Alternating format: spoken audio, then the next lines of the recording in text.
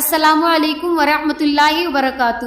ناظرین، آج ہم اس کہانی میں بتانے والے ہیں کہ شیخ عبدالواحد رحمۃ اللہ علیہ کی جنت کی ساتھی کون سی عورت تھی۔ ناظرین، شیخ عبدالواحد رحمۃ اللہ علیہ فرماتے ہیں کہ ایک بار میں نے اللہ تعالیٰ سے دعا مانگی کہ اے اللہ تعالیٰ، آپ کو جنت میں جس کو میرا ساتھی بنانا ہے، دنیا میں ہی میری اس سے ملاقات کرا دیجئے۔ آپ فرماتے ہیں کہ مجھے خواب میں بتایا گیا کہ حبشہ کی رہنے والی ایک عورت میمونہ ہے جو جنت میں تمہاری ساتھی بنے گی، لہذا میں اس بستی کی طرف چل پڑا۔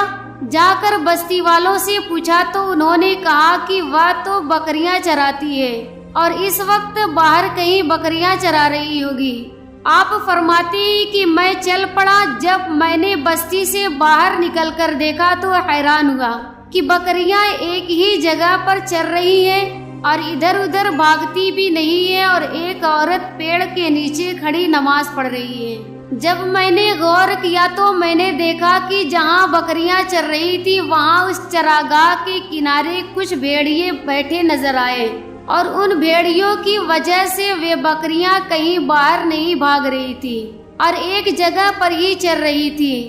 جب اس عورت نے سلام پھیرا اور مجھے دیکھا تو کہنے لگی، عبدالواحد، اللہ رب العزت نے ملاقات کی، وعدہ گاہ جنت بنائی ہے، تو پھر تم دنیا میں کیسے آ گئے ہو؟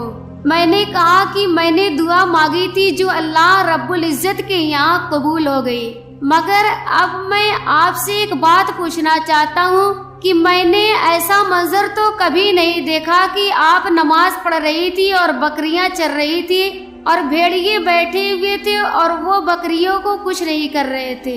مجھے اس کا راز سمجھ میں نہیں آ رہا ہے۔ وہ کہنے لگی کہ عبدالواحد، یہ بات سمجھنی آسان ہے کہ جس دن سے میں نے اپنے پروردگار سے صلح کر لی ہے، اس دن سے بھیڑیوں نے میری بکریوں سے صلح کر لی ہے۔ تو معلوم ہوا کہ فَاذْكُرُونِی أَذْكُرْكُمْ کا ایک مطلب یہ بھی بنا کہ اے بندو، تم مجھ سے صلح کر لو، میں مخلوق کی تمہارے ساتھ صلح کر دوں گا۔